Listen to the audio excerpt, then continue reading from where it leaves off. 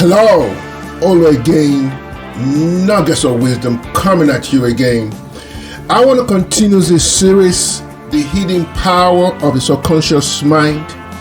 The subtitle today is 5 Ways Your Subconscious Mind Can Impact Your Romantic Life. I say that again.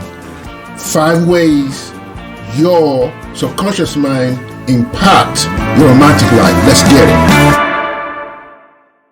Welcome back. While at it, like, share, hit the notification bell for new content. Help a brother out. Let's get these numbers up. Help me out so we can reach these numbers and we can share this content with a whole lot of people. My brothers, I have a word for you today. For the last week or so, couple of weeks, I've been going through this subconscious rabbit hole. I've been looking in so many areas where the subconscious mind has impacted my life.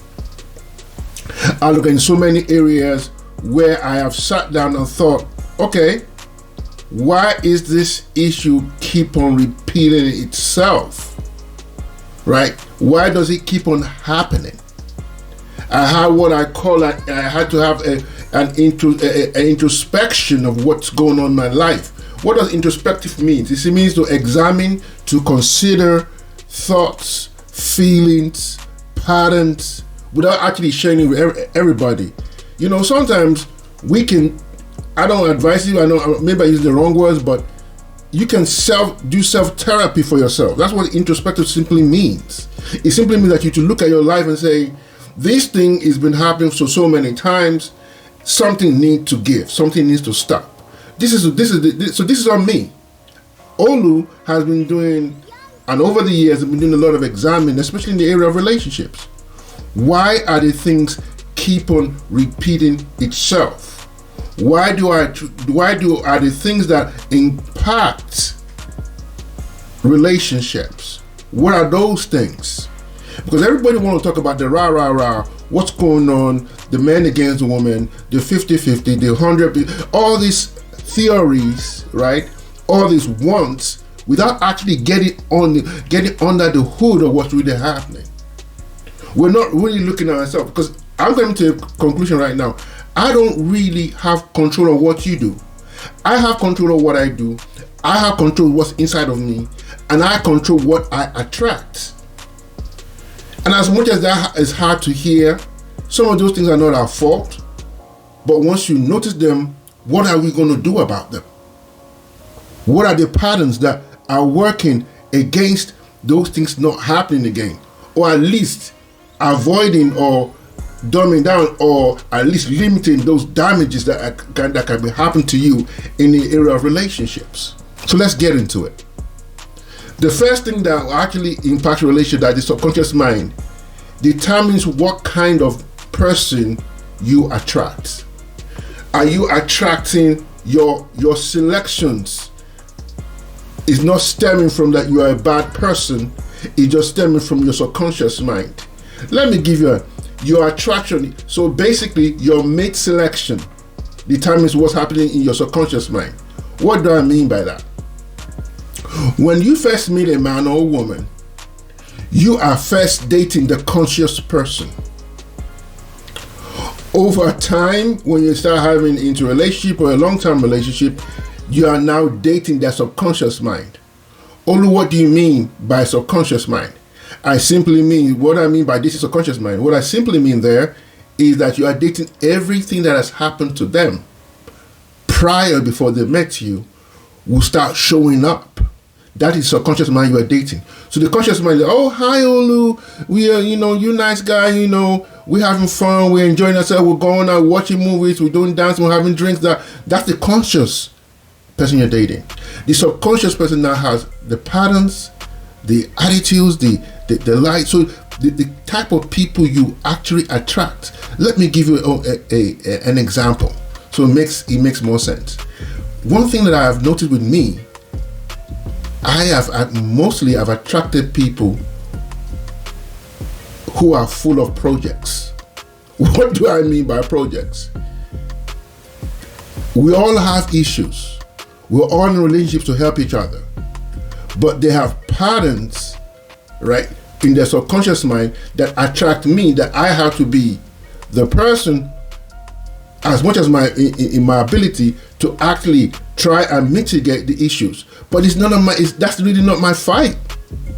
It's the fight that you're supposed to actually have dealt with, or work on, or handle before the relationship actually started, or at least know what those triggers are, so you can handle it by yourself.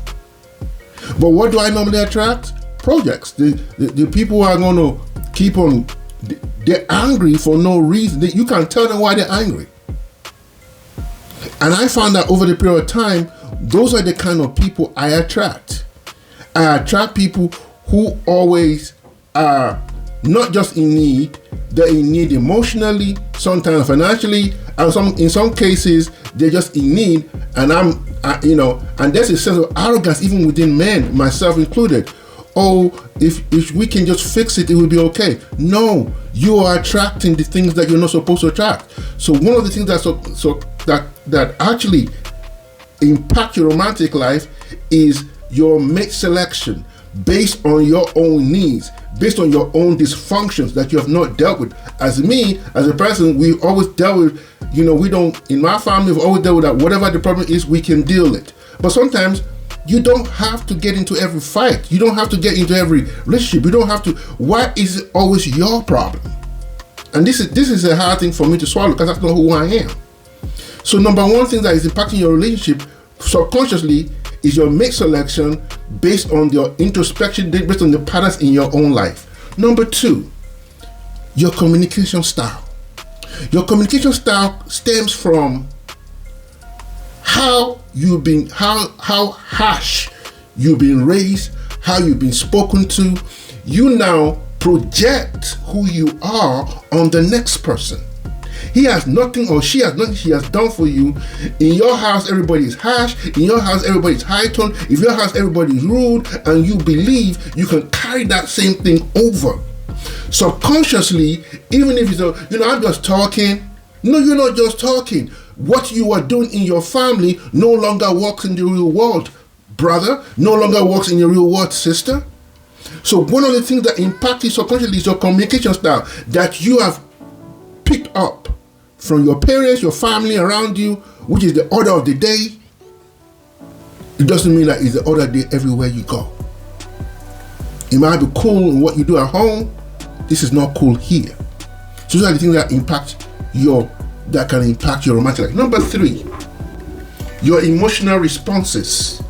What do you mean by emotional responses? It's very simple. There are certain emotions that a lot of people are dealing with that we have been masking for a long time. And because we've been masking it, it comes out in relationships. And I don't care how long you'll be with somebody, you cannot wear a mask forever. At some point, you have to take that mask off. And if you're going to take that mask off, that will make you vulnerable, maybe positively or negatively.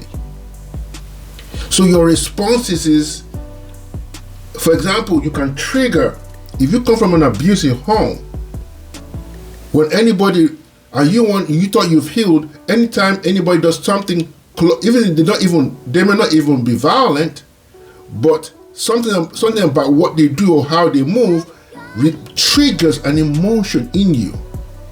So those things are the things that actually impact your relationships, your emotional responses of how things have to be done. Number 4, belief and expectations. A lot of folks believe how their dad and mom run their home is the same way they will run their home when they meet the next person. And I'm not saying the things that your dad and mom did was wrong. I'm just saying that if there is something that is positive, take it. If it's something that is loving, take it. If it's something that has brought the family together, please, with all due respect, embrace that thing, making it your tradition in your own family. But what you're not going to do is make your belief system that is negative to be the order of the day. That happens in a relationship maybe, oh, my dad used to do this, my mom used to do that. No, your dad was probably low down abusive. Or your mom had a mouth on her. No disrespect. But the point is that you need to temper your belief and expectation, especially if it's negative. Olu, what do you mean by that? Maybe in my house, in my family, when we have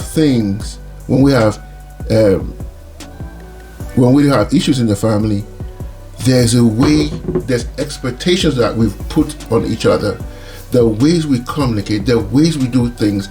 There's some things that we expect. They're not totally bad things. I expect you to go to work. I expect you to do some things. I expect you. There's a belief system. Well, maybe in your house, anything goes. That's not going to fly here. That is not going to happen. So your subconscious mind, your beliefs and your expectations determines how this will impact your relationship, either negatively or positively. The last one I'm going to talk about, it is patterns. If you look at my previous videos, subconscious mind, the mindset, are a set of things, patterns, things you do by default. There's certain things that you don't even know are wrong, but you keep on doing them because you've never been challenged to say that this pattern is not working. Maybe you never get to any place on time. So when they say 5 o'clock, you're there 6:30, and that's been your pattern. Now you meet someone who is always on time. You got to get to a point that you have to break that pattern. So these are the things that people do on a regular basis. We're in control of who we are more than we realize. We are in control of our lives than we realize. This subconscious mind thing, brothers and sisters, is real, y'all. It's the operating system controlling our lives. We don't want to, we can't keep on slipping through life and believe, oh, this is who I am, just take it or leave it. That ain't gonna work, my brothers. It's not gonna work, my sisters. So let's get a quick recap. 5 ways that your subconscious mind impact your romantic relationship. Number 1, your mate selection. Number 2, your communication style. Number 3, your emotional response and expectations. And lastly, your patterns and repetitions. Man, this is Olu again, man. Nuggets of wisdom. I'm out.